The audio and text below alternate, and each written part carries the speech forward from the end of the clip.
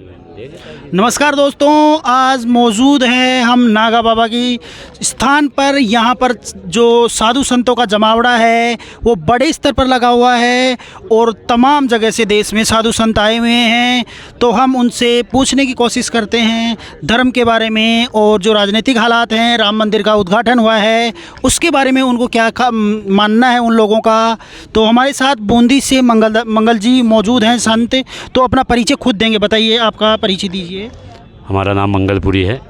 हम दत्ताखाड़ा उज्जैन से साधु हैं, गुरु कृपा से।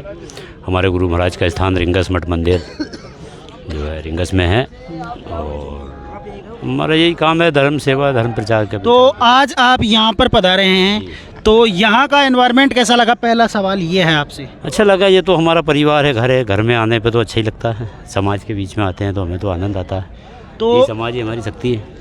अभी राष्ट्र में जो सवाल चल रहा है, लोकसभा चुनाव आने वाले हैं और अभी राम मंदिर का उद्घाटन कर दिया गया है 22 जनवरी को।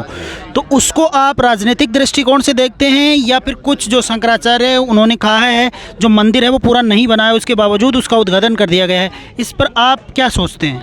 पहले तो मैं ये कहना चाहूँगा कि सम्मानीय जो शंकराचार्य जी हैं उनके बातों का खंडन करने का अधिकार तो हमें नहीं है, क्योंकि हम एक छोटे से उनके बच्चे हैं।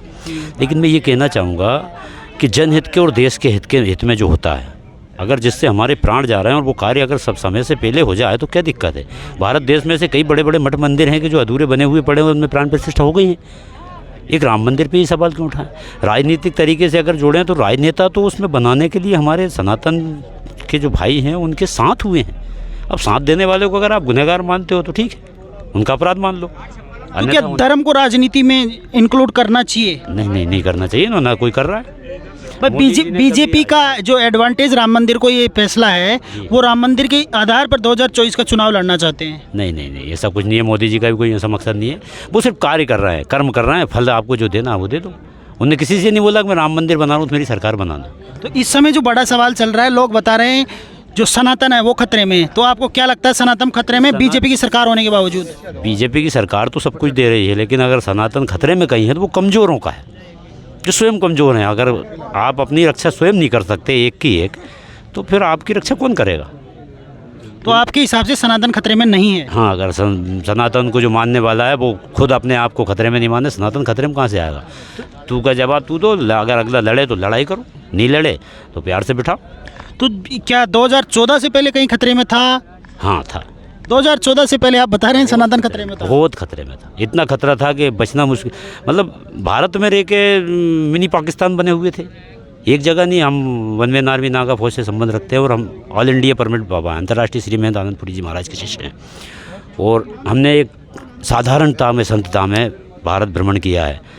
भारत देश के शायद जो भी धर्म के सनातन के लिए आंदोलन छोटे से लेकर बड़े तक हुआ, जहाँ हमारे कान में आवाज़ आ गई, हमने वहाँ अपनी कार्य करने के लिए, देश धर्म के लिए 12 वर्ष की आयु से RSS बजरंग दल ज्वाइन करके और साधु जीवन जिया है। तो आप ये बता रहे हैं 2014 से पहले सनातन खतरे में था, तो 2014 के बाद सनातन खतरे में नहीं है? खतरे में था। दिन दहाड़े भारत के अंदर ही जो है बहन बेटियों को उठाकर शादी कर ली जाती थी, घर के सामने बीवी बना कर रख ली जाती थी 2014 से पहले। आज ऐसा नहीं होता। तो ये किसका एडवांटेज है? बीजेपी सरकार का है या मोदी जी का जो सरकार बनी है उसका? मोदी जी का और योगी जी का है। हम किसी सरकार का नहीं कहते। वो तो हमारे संत हैं और उनने हमारे सनातन की रक्षा के लिए अपने प्राण दांव पे लगाए हैं। तो योगी जी को कैसे रेट करेंगे आप? जो सरकार चलाई है उन्होंने यूपी में, उसको किस तरह से देखते हैं आप? योगी जी हमारे हिसाब से तो यूपी में नहीं, पूरे भारत में सरकार चला रहे हैं, क्योंकि वो तो हमारी सरकार है। ये सरकार चली भी जाए, वो मुख्यमंत्री भी नहीं रहे, तो आज एक प्रदेश का, स्टेट का मुख्यमंत्री जितना पावर रखता है उतना तो ऑलरेडी उनके पास है। वो वन मैन आर्मी नागा फौज नाथ समुदाय के कमांडोस हैं, मेन पावर।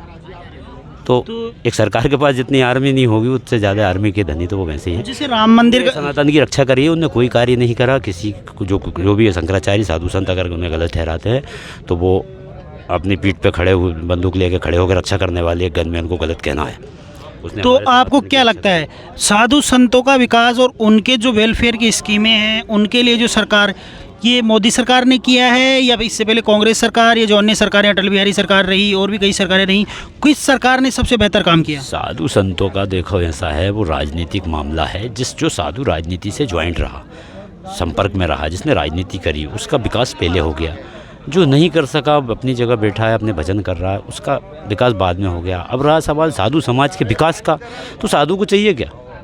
शमशान के बासी, शमशानों में रहो, मांग के खाओ, खप्पड़ हाथ में है, नहीं मिले तो आनंद करके प्रभु का नाम लेके सो जाओ। जल भी पियोगे तो वो अमृत के समान कार्य करेगा पूरी रात्रि। ईश्वर के भजन करते हो, आपको संसारिक भोग से सुख से क्या मतलब? आप तो देश के जनता के हित की सोचो बस। संत को तो एक ही चीज़ से मतलब होना चाहिए कि हमारा देश सुरक्षित है कि नहीं है। मैं आखिरी सवाल आपसे, हाँ बताइए क्या करें? भाई हमारा देश, हमारा संतान जो है, हम संत की संतान जगत है, वो सुरक्षित है कि नहीं है? वो दौलत चाहिए संत को। तो हमारी किस सरकार ने ये बेहतर किया संतों के लिए काम? मोदी सरकार ने किया, और मोदी और योगी ने किया, हम तो ये कहते हैं बस। तो 2024 में क्या लगता है, संतों की तरफ से किसको समर्थन करेंगे आप? नहीं, हम तो हमेशा ऑलरेडी परमिट जब तक जिएंगे मोदी जी के कर कदमों पे चलेंगे। अटल बिहारी वाजपेयी जी के पीछे मोदी जी हैं, हम तो उनके पीछे हैं जब तक जीवन है। हम सत्य सनातन के लिए है। हम 50 नाम जूना अखाड़े से एक छोटे से साधु हैं, लेकिन अपने आप को एक देश का सिपाही मान के सेवा करते हैं, और वो हमारे राजा हैं। हम उनके साथ हमेशा रहेंगे। तो हम ही नहीं, हमारा सारा संत समाज जो संत होगा वो मोदी और योगी जी के साथ ही होगा। क्यों होगा? कि उन्होंने हमारे स्वतंत्रता दी है, हमारे धर्म की रक्षा की है, इसलिए वो हमारे राजा हैं। और एक राजा के साथ आदिकाल का जो नियम है वही देख लो आप, उठा के महाभारत के काल में चले जाओ तो भीष्म पितामह की तरह दिखेंगे वो। तो आपको नहीं लगता जो राम मंदिर का उद्घाटन किया है इसमें संतों में दो फाड़ हो गई है? कोई फाड़ नहीं हुई। जो स्वार्थी है उनने फाड़ कर लिए तो उनका कोई अस्तित्व खत्म हो जाएगा। जो सही है उन्हें हटा देगा। जिस दिन बात इस पे आ जाएगी, मोदी जी या योगी जी पे जाएगी, उस दिन जो ओरिजिनल हमारे बड़े बड़े मठाधीश जी वगैरह, हमारा पूरा कैबिनेट है पंचों का, हमारी समाज का एक सर्कुलर है, उसके हिसाब से उनको आने की हिम्मत नहीं होगी उनकी। जो गलत इसका विरोध करेंगे वो जब बात स्पॉट पे आएगी सामने नहीं आ सकते। तो जैसे अभी राजस्थान में जो लोकसभा विधानसभा के चुनाव हुए हैं, इनमें कुछ संत राजनीति में आए हैं, 4-5 सीटें उन्होंने जीती भी है। तो संतों का राजनीति कर्म में आना कैसे देखते हैं? सेवा के लिए आवश्यक है ना। अभी तो कम आए, आने वाले समय में संत ही सारे भारत के मुख्यमंत्री, प्रधानमंत्री, MLA, विधायक होंगे। सभी संत फिर आम जनता के लिए क्या बचेगा? बस आम जनता आनंद करे। साधु को क्या चाहिए? जो है वो सबका है। वही तो एक सन्यासी ही राजा बन सकता है। सन्यासी को राजा बना दोगे तो वो प्रजा के लिए करेगा। एक गृहस्थी को बनाओगे तो वो अपनी परिवार के लिए, अपने लिए धनमाया उड़ेगा। करोड़ों अरबों रुपए निकल रहा है नेताओं के पास, छापे डल रहा है आए दिन। अपन वीडियो वगैरह आपके जैसे माध्यम से आपके हिसाब से साधु संत कुछ अपने लिए नहीं कमाएंगे? हाँ, योगी जी ने क्या कमाया है? प्रमाण सामने है ना। प्रत्यक्ष को प्रमाण की आवश्यकता नहीं है, प्रत्यक्ष है हमारे पास। योगी जी ने, हमारे बालकनाथ जी ने आज तक जो करा है वो करा है ना। स्वयं के लिए कुछ करा है कि जनता के लिए, देश के लिए, या जिस क्षेत्र के वो पावर में रहे हैं, जब MLA बने, विधायक बने, सांसद बने, उसके लिए कुछ किया है ना। जब ये वो कर रहे हैं तो उनके मार्गदर्शन में जो उनकी फौज के, उनकी जो टीम है वो वही काम करेगी जो उनने करा है। तो एक दिन जब पूरा भारत भगमय होगा। भाई मेरा कहने का मतलब ये नहीं है कि मैं साधु हूँ तो मैं ही मुख्यमंत्री बनूँगा, लेकिन ये भगवाई हमारा संत होगा। कलयुग है ये, इसमें संत जंगलों में तपस्या करके सिद्ध कभी नहीं हुए ना, हो गए। इसमें तो कर्म युग है, इसमें तो कर्म करके होंगे। तो जो कर्म योगी हैं वो भगवा धारण करके जब विधानसभा और लोकसभा में हर एक के माथे पे भगवा ही दिखेगा। हो सकता है तुमने पेंट पहन रखी हो नीचे, लेकिन ऊपर शर्ट और ये अगर भगवा है तो तुम हमारे बच्चे हो ना।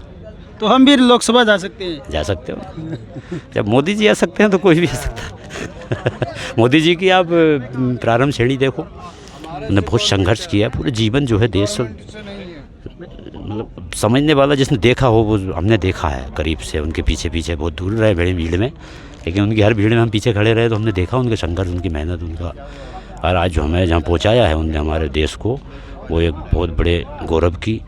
और जो शायद मैं तो ये मानूंगा कि जिसमें इंसानियत होगी वो मोदी जी के खिलाफ हो ही नहीं सकता है। ये ऐसे मंदिर तो वो 100 बना दें, पूरे भारत में बनाया भी तो जिस देश में कहा उसमें जाकर बनाया है, उसे मोदी कहते हैं। तो साधु संतों से यहाँ पर मैं और भी बातचीत करूँगा। ये बातचीत का सिलसिला जारी है। आप मेरे चैनल को सब्सक्राइब कीजिए, शेयर कीजिए दोस्तों में, परिवार में। शुक्रिया, धन्यवाद।